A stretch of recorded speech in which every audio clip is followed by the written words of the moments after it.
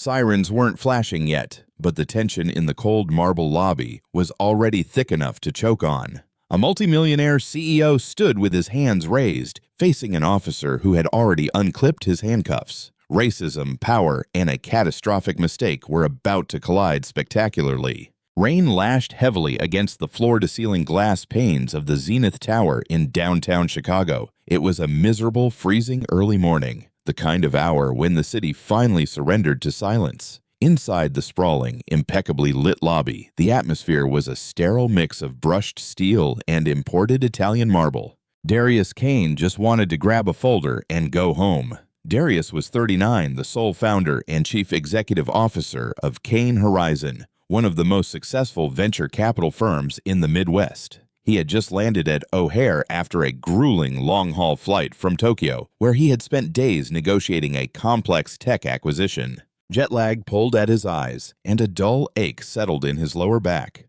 Wanting nothing more than a hot shower and his own bed, he had made a detour to the office. He needed the hard copy contracts locked in his private safe before the board meeting. Because it was the middle of the night, Darius had completely foregone his usual bespoke Tom Ford suits. He wore a faded gray Georgetown University hoodie, a pair of worn-in dark denim jeans, and comfortable white sneakers. His carry-on bag was slung over one shoulder. To anyone passing by on the street, he looked like a tired graduate student or a night shift courier. To the building's overnight security detail, he apparently looked like a threat. Darius walked past the empty main reception desk, his sneakers squeaking faintly on the polished floor. He bypassed the standard employee elevators and headed straight for the secluded alcove housing the executive lifts, the ones requiring a black-tier biometric keycard to even call the car. He had just unzipped his duffel bag to fish out his wallet when a sharp, authoritative voice echoed through the cavernous lobby. "Hey you, step away from the glass." Darius paused, his hand still inside his bag. He turned slowly to see a uniformed police officer striding purposefully across the lobby floor. The officer's hand was resting aggressively on his utility belt, right next to his radio. His posture was rigid, chest puffed out in a classic display of aggressive authority. "I said, step away from the elevator," the officer snapped, closing the distance. His name tag read R. Caldwell. Officer Rex Caldwell was working an off-duty security detail for the building, a common arrangement for city cops looking for extra overtime pay. He was a stocky man with a tight buzz cut and a perpetual scowl that suggested he viewed the world exclusively as a series of potential violations. Darius pulled his hand out of his bag, holding his leather wallet. He kept his movements deliberately slow and visible. "Evening, officer," Darius said, his voice calm, pitched in the low, resonant baritone that usually commanded boardrooms without him ever having to raise it. "I'm just heading up to my office to grab some files. I'll be out of your hair shortly." Officer Caldwell stopped a few feet away, his eyes raking over Darius's casual attire, lingering with obvious disdain on the faded hoodie. His lips curled into a skeptical sneer. "Your office? Right. Look, buddy, I don't know how you slipped past the exterior doors, but the loading dock is closed, and deliveries don't come through the front. It's the middle of the night."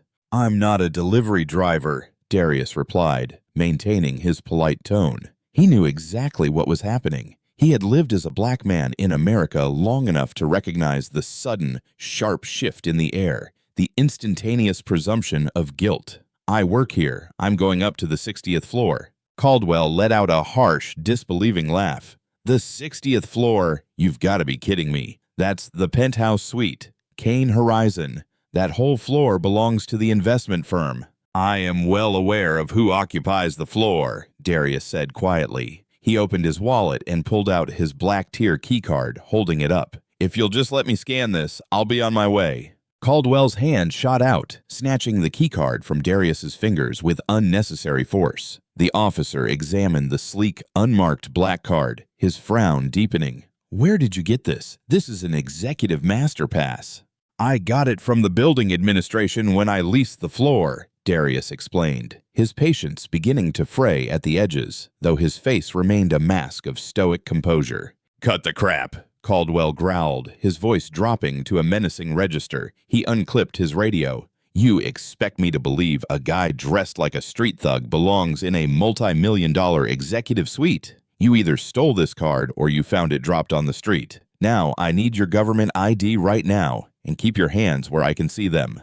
Darius sighed, a slow, weary sound. He reached into his wallet again and extracted his Illinois driver's license. He handed it over. Caldwell snatched it, shining his heavy tactical flashlight directly onto the plastic, and then deliberately flashed the blinding beam right into Darius's eyes. Darius didn't flinch. He just stared back through the harsh light.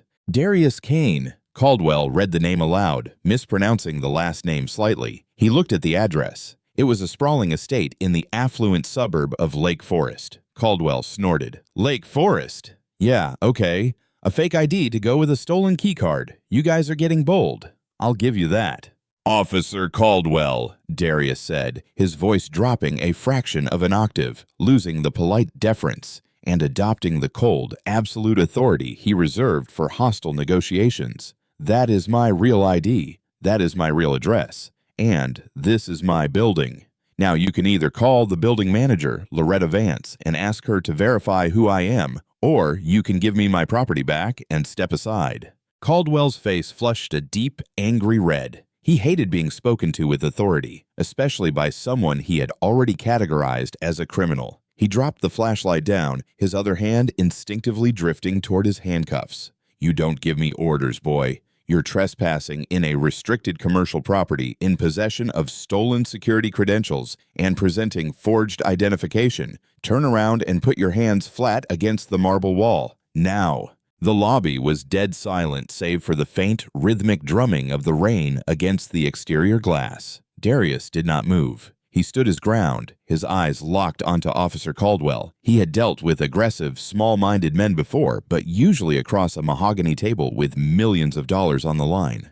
The stakes here were different, visceral, and dangerously unpredictable. "I am not turning around, and I am not putting my hands on the wall," Darius stated evenly. "If you lay a hand on me, Officer Caldwell, I promise you, the ensuing legal and financial consequences will fundamentally alter the trajectory of your life." It was a bold statement delivered with an icy calm that momentarily threw Caldwell off balance. The officer hesitated, his hand hovering over his cuffs. Suspects usually yelled, ran, or complied out of fear. They rarely stood perfectly still and threatened him with litigation using perfect diction. But Caldwell's ego quickly overtook his caution. He took a step forward, invading Darius's personal space, his chest almost bumping into Darius's shoulder. "Are you resisting arrest?" Caldwell demanded, his voice thick with anticipation, almost hoping for a physical altercation to justify his next move. Darius took a slow, deep breath. He realized that if he pushed back physically or even raised his voice, Caldwell would use it as an excuse to escalate to violence.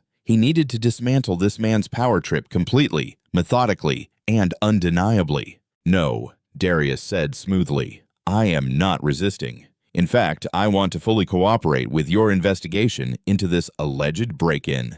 Caldwell blinked, caught off guard by the sudden shift in demeanor. "Excuse me? You think I stole this keycard to break into the Kane Horizon offices?"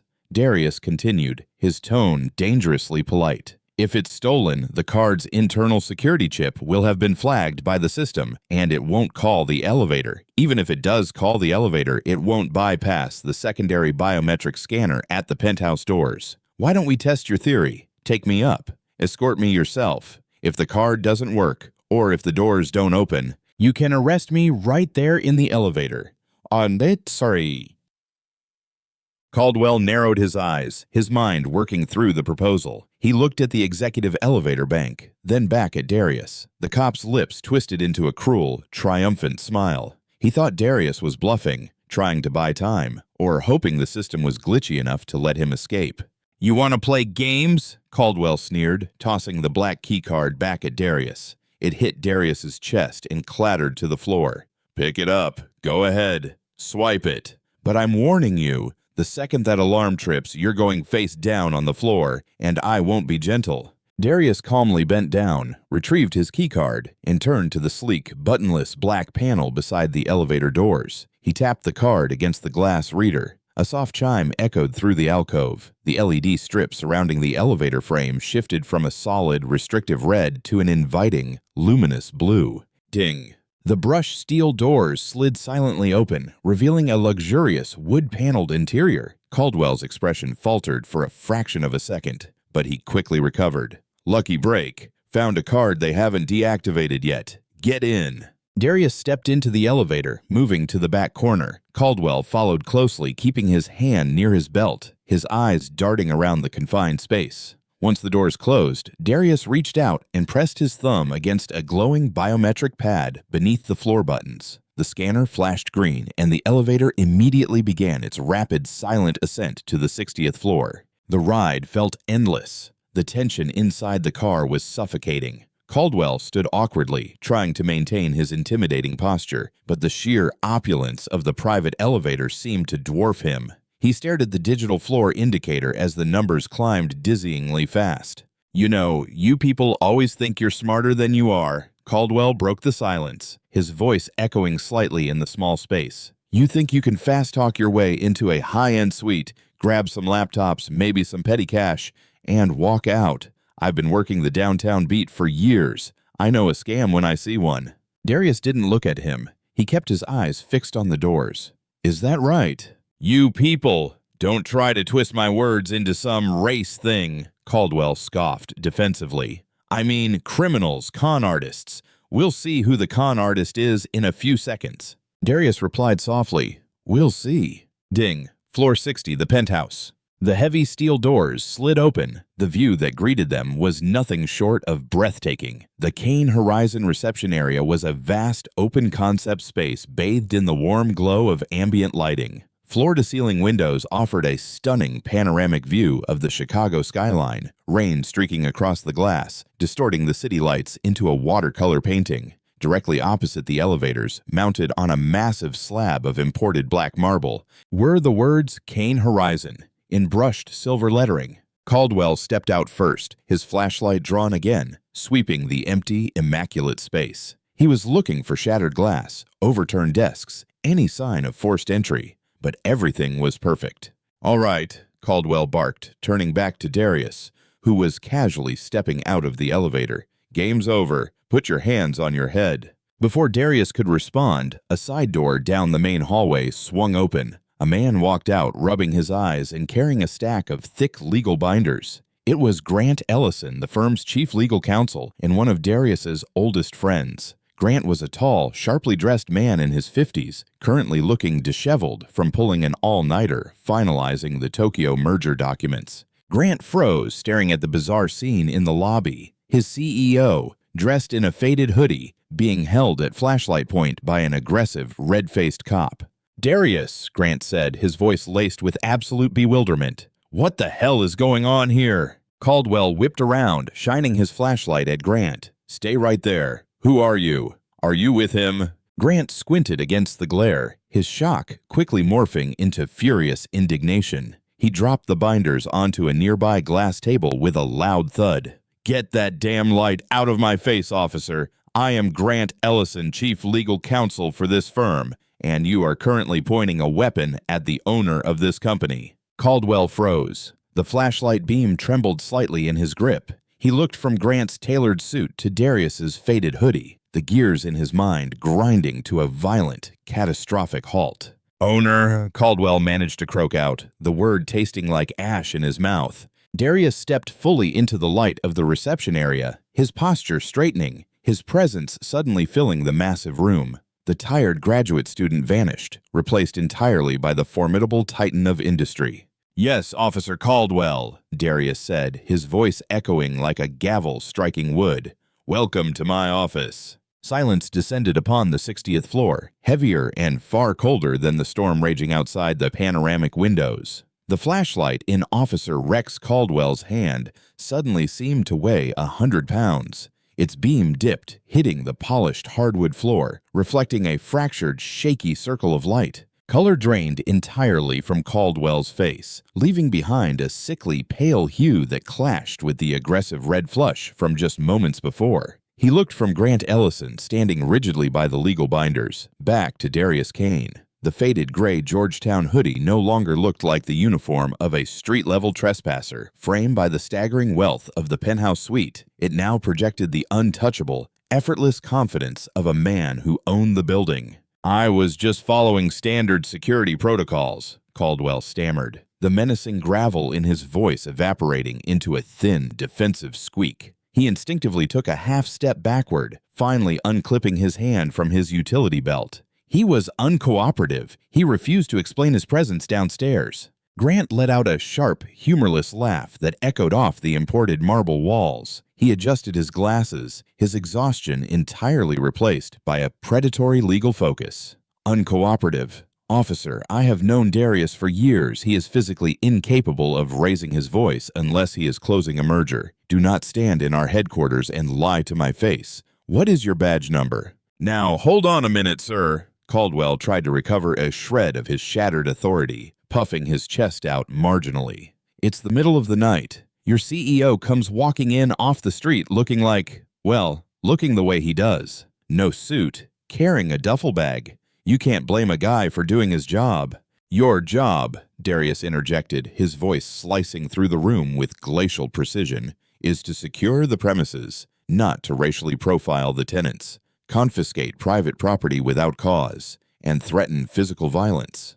You did not ask for clarification, Officer Caldwell. You demanded my identification, called it a forgery, claimed my biometric keycard was stolen, and threatened to throw me face down on the lobby floor." Caldwell swallowed hard, his Adam's apple bobbing nervously. "I didn't mean it like that. I was establishing command presence. It's police training. It wasn't about race." "It is always about command presence until you realize you are commanding the wrong person," Darius replied evenly. He walked past Caldwell, completely ignoring the officer's proximity, and moved toward the sprawling mahogany reception desk. He tapped a sleek touchscreen panel embedded in the wood. The massive floor-to-ceiling glass wall behind the desk instantly transitioned from opaque to transparent, revealing a massive, dimly lit boardroom.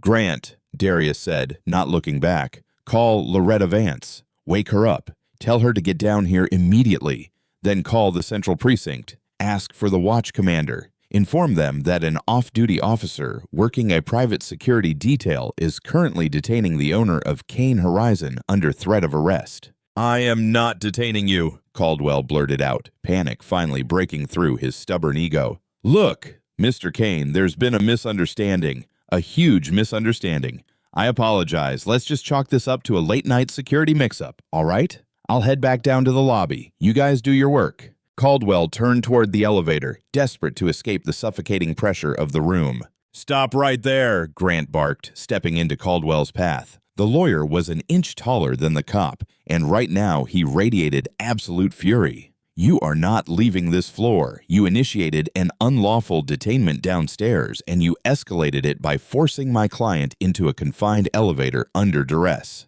If you step into that elevator, I will personally ensure you are charged with kidnapping and false imprisonment before the night is over." "Kidnapping? Are you out of your mind?" Caldwell scoffed, though his eyes darted nervously toward the exit. "He agreed to come up here. I offered to prove my identity because you threatened to assault me if I didn't." Darius corrected him quietly, leaning against the reception desk. "There is a distinct legal difference, officer. One I am sure the Internal Affairs Bureau will be fascinated to explore." Caldwell glared at them, breathing heavily, realizing he was entirely trapped. "You have no proof of what happened downstairs. It's your word against mine. My body camera is charging in the security office. I was off duty." A tiny, almost imperceptible smile touched the corners of Darius's mouth. It was not a smile of joy, but the cold satisfaction of a trap snapping shut. "You assume," Darius said, tapping the touchscreen on the desk once more, "that because I am dressed casually, I am careless.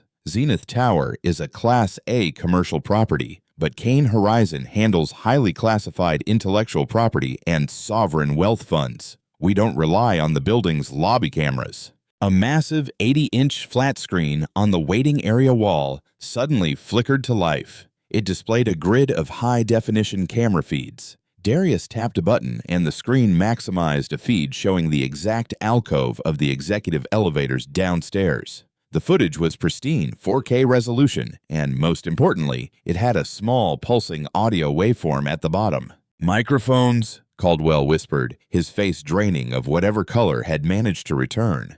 Military-grade directional audio, Grant confirmed, crossing his arms. Legally installed, explicitly detailed in the building's lease agreement, and currently storing every word you said to Mr. Kane on an encrypted off-site server. We have your threats, your slurs, and your unprovoked aggression in flawless high definition. Caldwell stared at the screen, watching his own aggressive posture, hearing his own voice echo through the penthouse speakers. You expect me to believe a guy dressed like a street thug belongs in a multi-million-dollar executive suite? The reality of his situation crashed down upon him. He hadn't just insulted a rich man. He had handed a flawless, undeniable civil rights lawsuit to a billionaire who had his own legal department. A short time later, the atmosphere in the penthouse boardroom was suffocatingly tense. The storm outside continued to batter the glass, but inside, a different kind of tempest was reaching its climax. Captain Victor Langley, a longtime veteran of the Chicago Police Department with silver hair and a deeply lined face, sat at the head of the massive mahogany table. Beside him sat Loretta Vance, the general manager of Zenith Tower, who had arrived wearing a hastily thrown-on trench coat over her pajamas,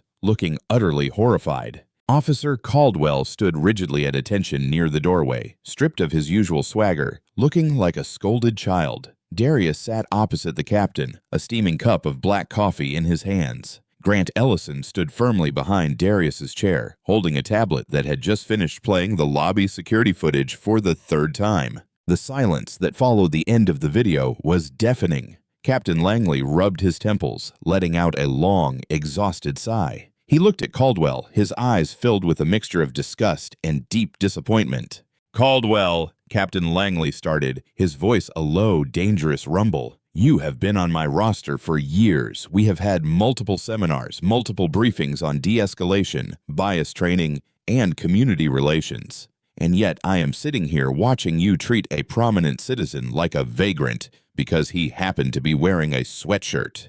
"Captain, he was lurking by the private elevators in the middle of the night," Caldwell pleaded, though his voice lacked conviction. "I asked for his ID and he handed me a license for a Lake Forest estate. It didn't add up." "It didn't add up to you," Loretta Vance interrupted, her voice shaking with anger. "Mr. Kane pays over $2 million a year to lease this space. He is the anchor tenant of my building. You were hired to protect this property, not to terrorize the people who own it. Zenith Tower is terminating our off-duty contract with you, effective immediately. You are permanently banned from this premises." Caldwell flinched as if physically struck. Losing the Zenith Tower contract meant losing thousands of dollars in easy overtime. "That's just the beginning, Rex," Captain Langley said grimly. He stood up, towering over the disgraced officer. "Hand over your badge and your service weapon right now." Caldwell's eyes widened in sheer panic. "Captain, please. I'll apologize. I'll take a suspension. Don't strip my badge." "You escalated a non-violent encounter based entirely on your own prejudice, threatened physical assault without provocation, and unlawfully detained a civilian." Langley listed the offenses with mechanical coldness. "You are stripped of police powers pending a full internal affairs investigation. Gun, badge, now." With trembling hands, Caldwell unclipped his heavy leather belt, placing his firearm on the boardroom table. He unpinned his silver star and set it next to the gun. The metallic clink echoed loudly in the quiet room. "Wait in my cruiser downstairs," Langley ordered. "Do not speak to anyone. Do not touch your phone." Caldwell looked at Darius one last time. There was no apology in his eyes, only the bitter, resentful glare of a man blaming the world for his own catastrophic mistakes. Without another word, he turned and walked out, the heavy glass doors swinging shut behind him. Captain Langley turned back to Darius, his posture softening slightly. "Mr. Kane, on behalf of the department, I am profoundly sorry. This is not the standard we uphold. If you choose to pursue formal civil charges, you will face no friction from my precinct. We will provide any documentation your legal team requires." "Thank you, Captain," Darius said softly, placing his coffee cup down. "Grant will be in touch with the city's legal department by tomorrow. We will be pursuing this to the fullest extent of the law, not for a payout, but to ensure that man never wears a badge in this city again." Langley nodded slowly, understanding the gravity of the promise. "I don't blame you, sir. Have a good night, considering." The captain gathered Caldwell's weapon and badge, escorting a visibly shaken Loretta Vance out of the suite. When the doors finally closed, leaving just Darius and Grant alone in the sprawling office, the silence returned, thick and exhausting. Grant placed a hand on his friend's shoulder.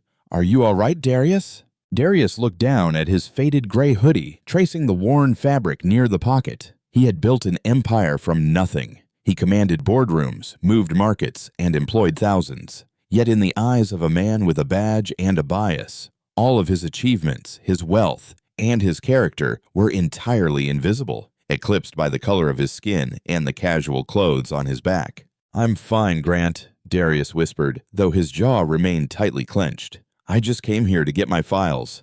He stood up, walking past the breathtaking view of the Chicago skyline, heading toward the private safe in his inner office. The storm outside was finally beginning to break, but Darius knew all too well that some storms, the quiet, insidious ones built on prejudice and assumptions, never truly passed. They just waited in the lobby. Did this story of power, prejudice, and instant karma keep you on the edge of your seat? Real power doesn't need to shout, and true character is revealed when the masks fall away. If you love this dramatic twist and want more intense, real-life inspired stories of justice being served, smash that like button right now. Don't forget to share this with your friends and subscribe to the channel so you never miss our next thrilling upload.